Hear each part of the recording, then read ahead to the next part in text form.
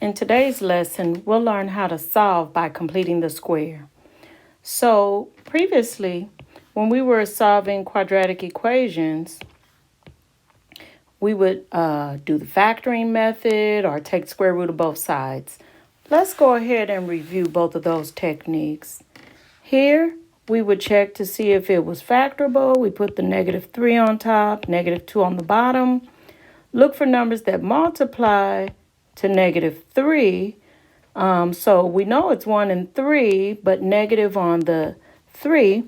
And so we have a x plus 1, a x minus 3. Doesn't matter the order of those two.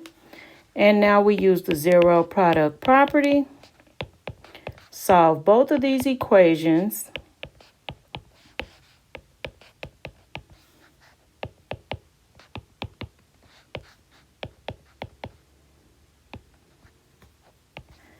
And we would have our two solutions.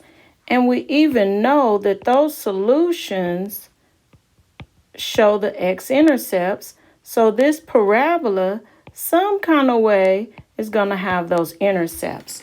So we've learned quite a bit about solutions and solving and factoring. Let's remember another way. We also solve by taking the square root of both sides. So here we have a perfect square. So we can take the square root, and we have to remember to do the absolute value anytime we use a square root to cancel out the square. And then when we remove those bars, remember that you have to do plus or minus on the other side, imperative. And now we can continue trying to get x by itself. I'm going to add 3 to both sides. I'm going to put that plus or minus in the middle. I don't want to tag the plus 3 on the back. Remember, we always want the radical to go last.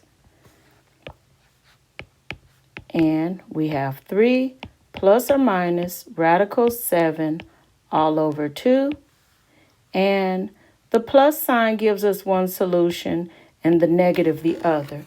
So again, we still have our two solutions.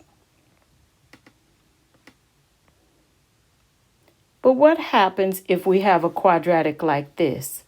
We can try to solve by factoring, but it won't take long for us to see that the 1 and 9 won't work. Neither will the 3 and 3. And then we just say, uh-oh, that's not factorable. So now we need a new method. We look at it and say, well, can we take the square root of both sides? No, because you got an x squared and an x. So that's not going to work yet. So what I'm going to teach you today is a process called completing the square. And what that process is going to do is it's going to turn that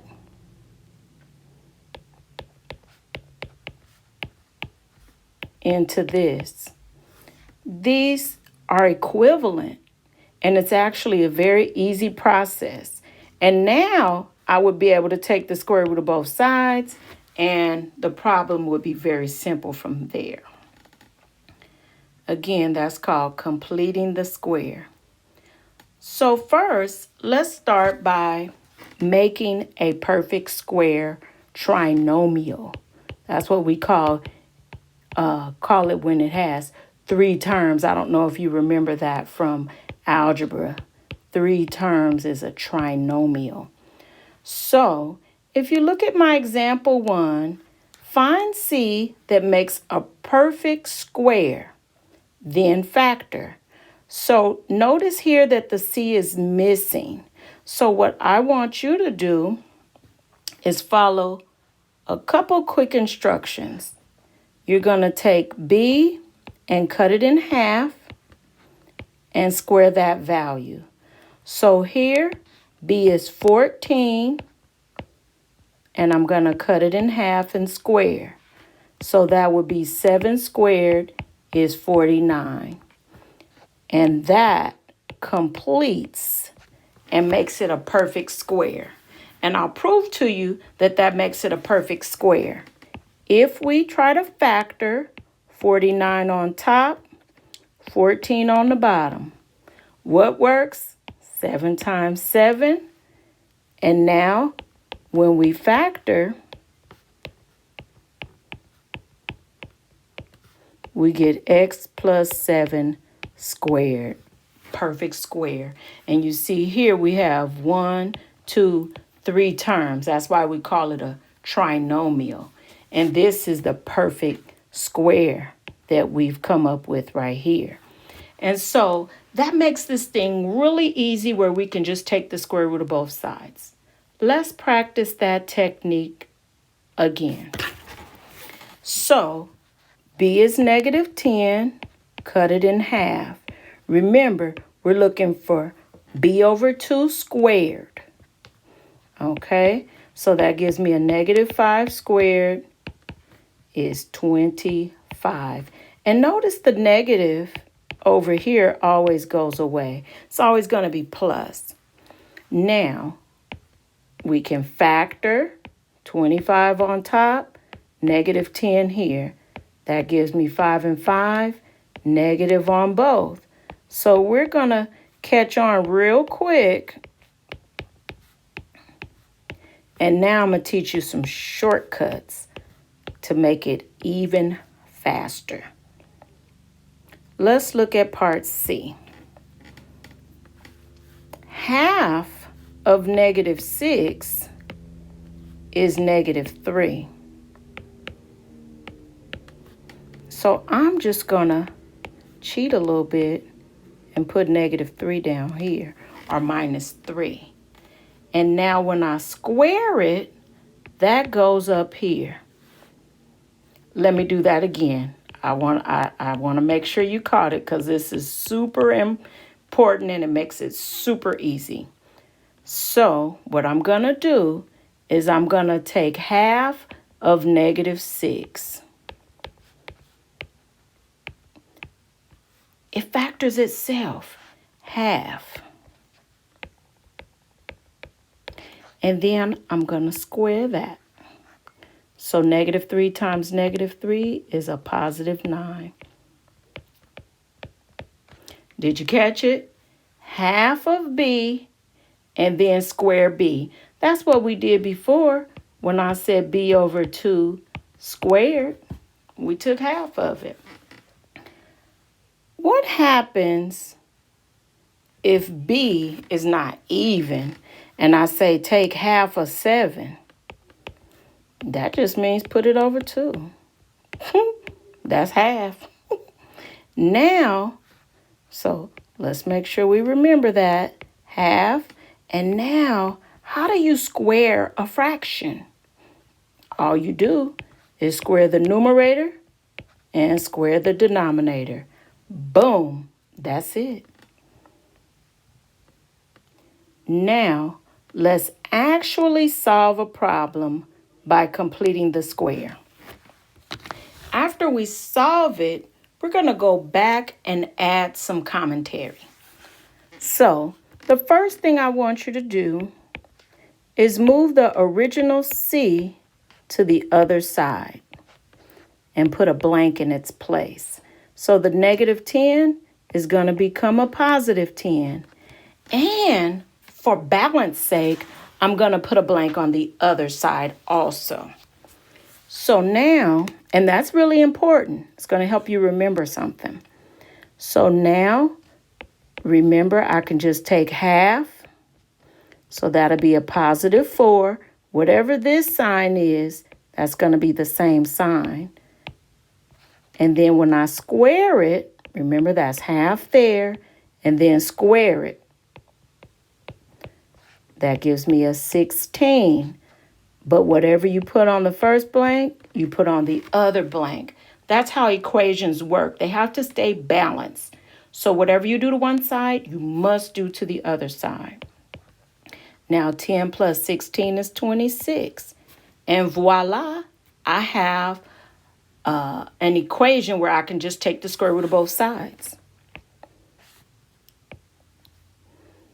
And so I get absolute value of x plus 4 equals the square root of 26. Can I simplify that? Does 4 go in? No. 9? No. I'm good. Okay, so now what I'm going to do is remove my bars. Plus or minus on the other side. Subtract 4 from both sides. And x equals negative 4 plus or minus the square root of 26. These are not like terms, so I really can't do anything else. I don't know the square root of 26. So notice that I have my two solutions, one with the plus sign and one with the negative sign. And you could actually write them separately if you want. They're really two separate numbers, and they actually appear in two different places on the x-axis, which we're going to soon see, where we have the axis of symmetry. The plus sign is going to go to the right, and the negative one is going to go to the left of the axis of symmetry. And we'll really see how all this math is going to start coming together. Okay, let's add a little commentary just so that when you look back at these notes, you can remember what we did. So we started by moving the original C to the other side.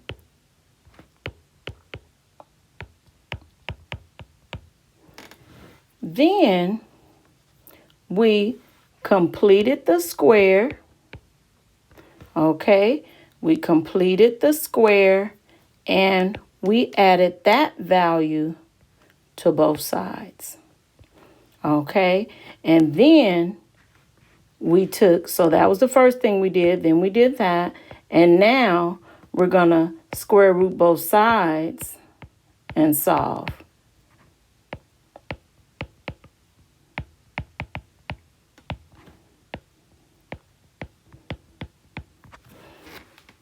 And that's something that you always want to do with your notes. You want to add commentary so they'll be more relevant for you. And when you look back, you'll remember exactly what you did.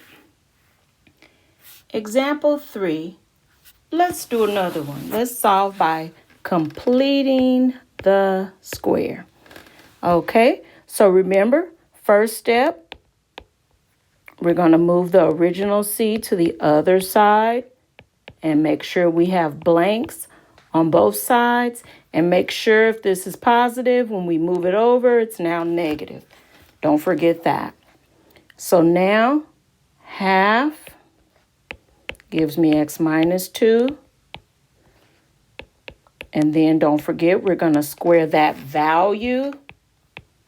That's going to give me plus 4 on both sides. And now I have a negative 9. So now I can go ahead and take the square root of both sides.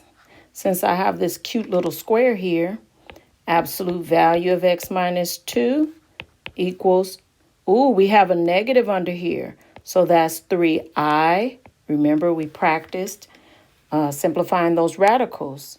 So now remove those bars, plus or minus on the other side. Add 2 to both sides. And we get x equals 2 plus or minus 3i. And that is two answers that do not appear on the x-axis. And we're going to talk about what that means exactly. Now for our final example, we're going to continue to solve by completing the square. Now notice A is not 1. So A must be 1 to complete the square. Okay, it must equal 1. So we're going to have to force it. So I'm going to divide everything by A. And we can do that since it's an equation. So I'm looking at x squared plus 6x minus 7 over 2 still equals 0. And remember, you can have 0 in the numerator, not a problem. So now we're going to start our process. We're going to move the original C to the other side. And don't forget, blanks on both sides. Then I'm going to cut the 6 in half. I'm going to square it and put it on both blanks. Ew-wee, don't we love fractions? We've got to get a common denominator here. So I want this to be over 2. So that gives me what? 18 over 2? So 7 plus 18 is 25. Common denominator is 2. Now I'm going to square root. Ooh, how do we square root a fraction? Square root, square root.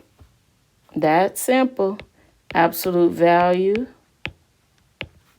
The square root of 25 is 5. And the square root of 2 is just the square root of 2. Oh, remember we can't have radicals in the denominator. So remember, we simply multiplied by a magic 1. Radical 2 over radical 2. Remember, anything over itself equals 1. So this becomes 5 radical 2 over 2. And now I can proceed removing the bars, plus or minus on the other side. Now I'm going to subtract 3 from both sides. And I have negative 3 plus or minus 5 radical 2 over 2. And that's a great answer. Now let me tell you about the common mistake that students make here. Okay, common mistake. And I'm writing that down because I don't want you to do this. And what students will do is say the answer is negative 3 plus or minus 5 radical 2 all over 2. No, no, and a big fat no. That's wrong. If you want to put it all over 2, let me show you the right thing to do. You would have to first get a common denominator.